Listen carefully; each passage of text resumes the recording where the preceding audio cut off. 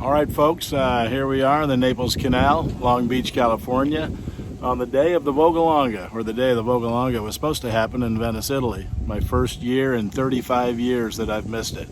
I'm bummed, but I'm out rowing. I'm celebrating and giving respect to the Venetian world of rowing on a Sunday for the Vogalonga. So Vogalonga was kind of started originally as a protest against motorboats. Just to show the damage that motorboats were doing and how rowing boats had a very serene republic there for many years. And so no motorboats are allowed on the course that day. Of course, they're still allowed here. And it's a very calm experience. But it's an amazing experience that I'm going to go row through the canals and share the story of the Vogalonga with you. Okay, hold on one second. Let me get ourselves situated and we'll start telling the story.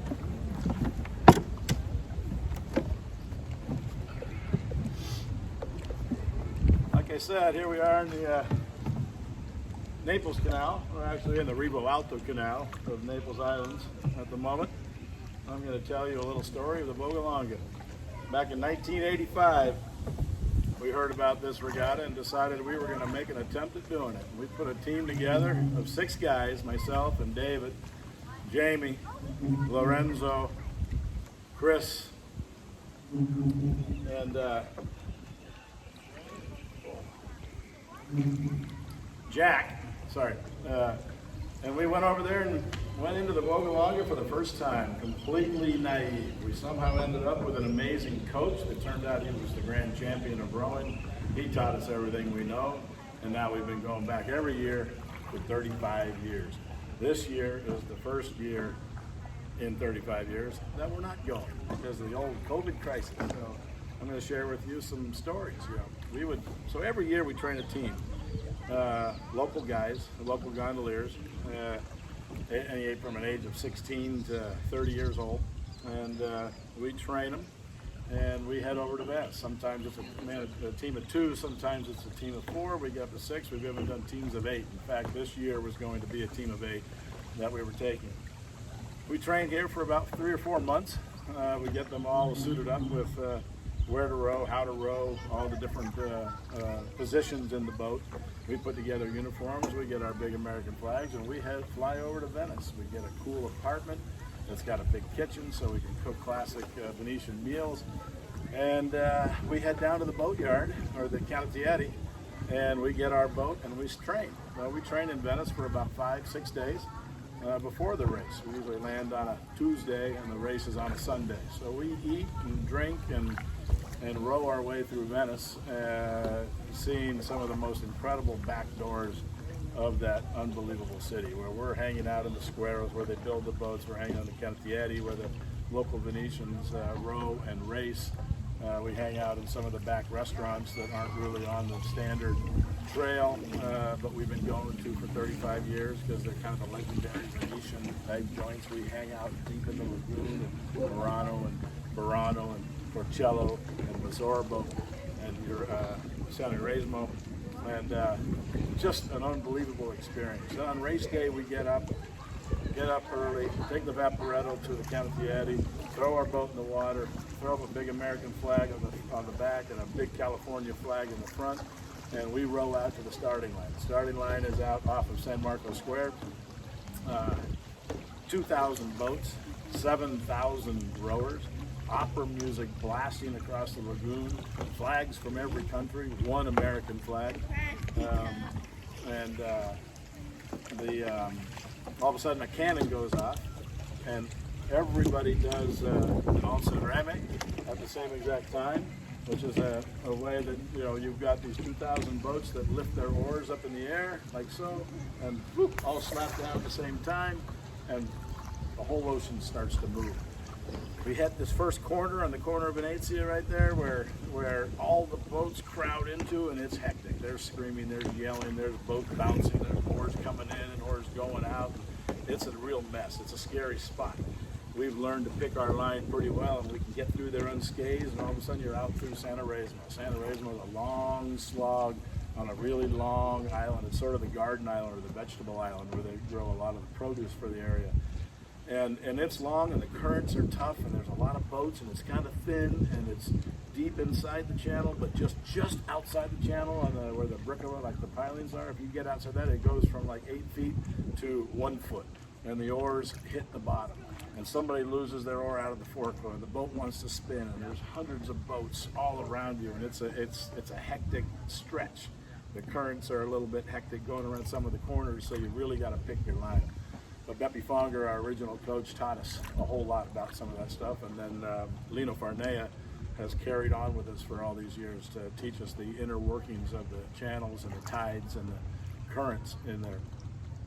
Get about halfway through Santa Resmo, and all of a sudden you hear this blasting music from Lucho Basutos, who's a local folk singer that they have it on a big speaker just blasting through there, and you've got this renewed energy. Even though you're only probably 7 miles into it, it feels good and it feels like you're getting somewhere.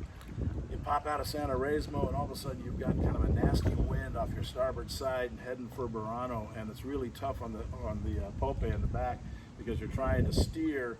The boat wants to round up, and so you're having to really push extra hard through this whole thing, and it's one of my least favorite parts of the race, standing in the back. The guys in the front might not realize how crazy it is, but it's a nasty spot.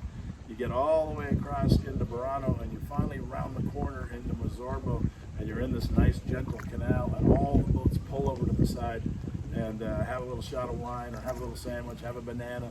I have a tradition where we pull in. Very first year we didn't pull in. We thought everybody was tired and rested, and we thought, hey, we're still going to roll through here. We don't need to rest. And then we realized, no, that was a traditional stop, and we've never missed it again. But I have this great tradition where we park the boat.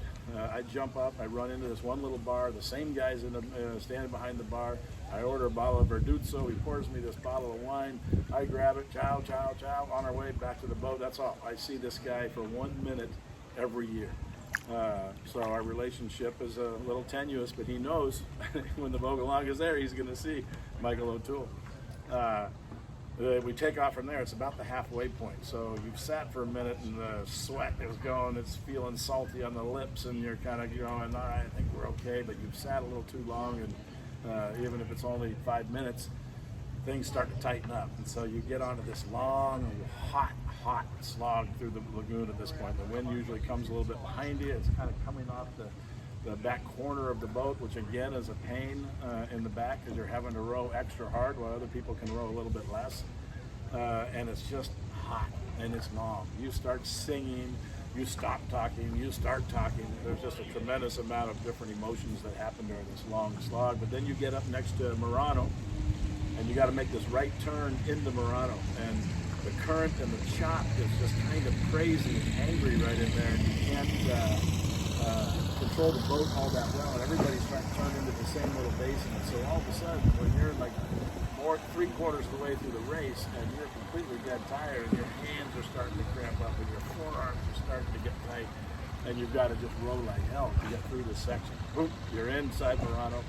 There's a lifeblood in there because as you go underneath some of the bridges, and all the people hanging out of their houses are yelling and screaming Americani, and Viva Venezia, and Vogalonga, and you're doing the Alza Remes even though you're tired because these people, it feels good. And then you get spit out of the Murano, and you've got this long row all the way across back to Venezia, where the Carneregio, where you enter this small little canal, which is a great spot. But getting there, now you've got the wind off your starboard side. Now you're hitting a lot of shallow water. Now a lot of guys are having their oars get caught, and people are starting to get mad, and you're getting a little testy at this point.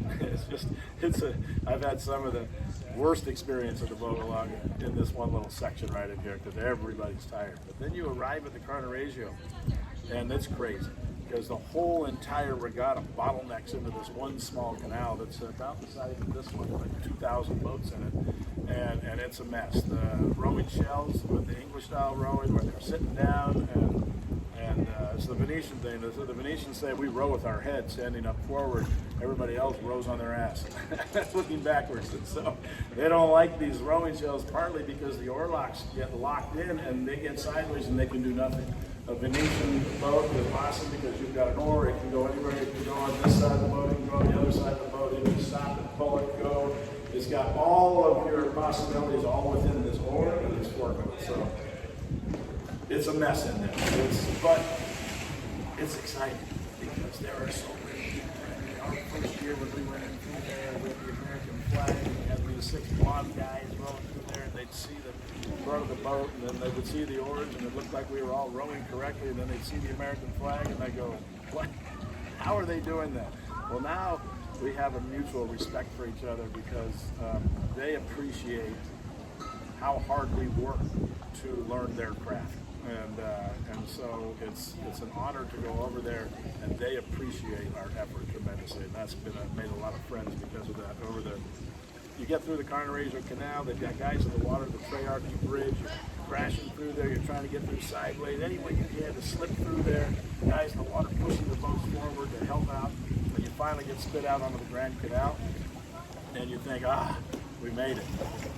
The big, beautiful Grand Canal, and lots of people up on the sides, and they're looking out the windows, and flags flying out of their windows and such, and it's just a fantastic experience, but it's a long haul, so when you think you're home, you've still got another 2 miles down the Grand Canal that's taking some more energy for it. So it gets a little more silent there until you get to the Rialto Bridge, and you hit the Rialto Bridge, and it looks like the Rialto Bridge might fall down with the amount of people that are on it, and they're screaming and yelling, and if you lift your oars up on the Alza Reme, they will be cheering wildly. So of course you do, even though you can barely even lift the oar at this point.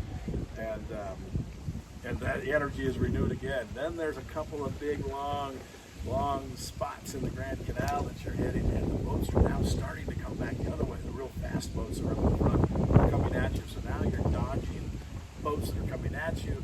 They're sitting down, some of them looking backwards because they're going to catch you. And all of a sudden it's crazy hectic again. And here we are trying to get to the finish line, and it's crazy. So finally you round this one bend and you see the Academia Bridge. That's like a potting pool.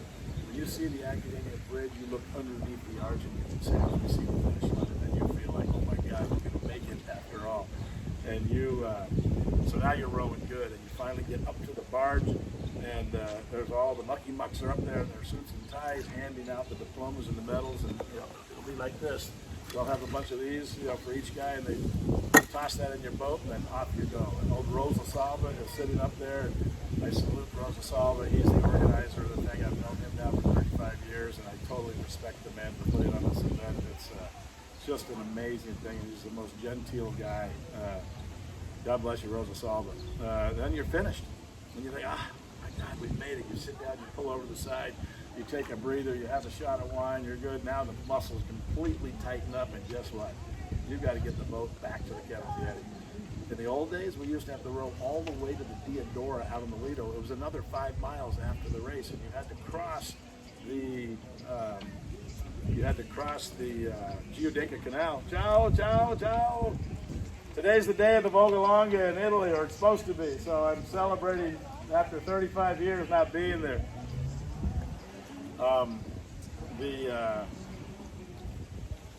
The sea is just crazy because they've let all the boats back going again. And I'm going to turn it around here. It's just getting a little hectic up there, like the Carnarvon. And the 3-foot waves, 4-foot waves, car ferries are coming through. It's a complete wreck. Everybody on the boat, your whole crew is sitting on the bottom of the boat because you can't stand up. The oars are falling out of the forklift. They're tired. They're screaming. I'm yelling at them. They're yelling at me. We're trying to get across this Giudecca Canal that is just, it's the battle of all battles, much worse than the whole entire Vogalonga. And then we get across into the flat lagoon. You can see Lido in the distance, and it's hot, and there's no wind on there, and it's about 2 feet deep. And there's just a complete silence on the boat. I remember rowing almost for 4 miles across that thing with not a single peep out of anybody. Lately, we've been rowing out of Castello, which is maybe even worse because it's after the finish, the whole entire front of the Grand Canal and off of San Marcos Square, all of a sudden, is alive with boats, all the way up to cruise ships that you're dodging. And it's 5-foot, 6-foot seas that are coming at you. And by the time you get finished with that, which you don't think you're even going to make, the Vogalonga was nothing. It's the darn finish. If I could park the boat at the finish line and walk away, I think I would be more in love with the Vogalonga. but that finish is what shows the character, and it gets you back, and you end up in the Cantieri, and they've got a table set for 100, and they've been cooking all day long, and you sit down and copious amounts of wine and spritz. I mean, it's beautiful. We're a fly on the wall. We're in a Venetian world with all Venetian people, and here we are, the lonely Americans that just got finished with the Vogalonga, and we're accepted like a brotherhood. It's just beautiful. A couple nights later, we'll have a big international dinner at our apartment with all the international Voga Veneta rowers. And what an amazing thing is, from Germany to Austria to France to England to Hungary to so many different countries over in Venezia. I mean, over in Europe that we're all sharing the same brotherhood of rowing together. And then we fly home. We've done it again. It's an amazing experience. These kids in this group come back with an experience they'll never forget and maybe never experience again, because it's so unique, and we didn't get that this year. And that's what but we will be back, and we're going to say 2021 is going to be stronger than ever. So thanks for listening. Hope you enjoyed the story of the Vogalonga. And I'm going to pull into this little dock over here. Try to get up there and turn that camera on.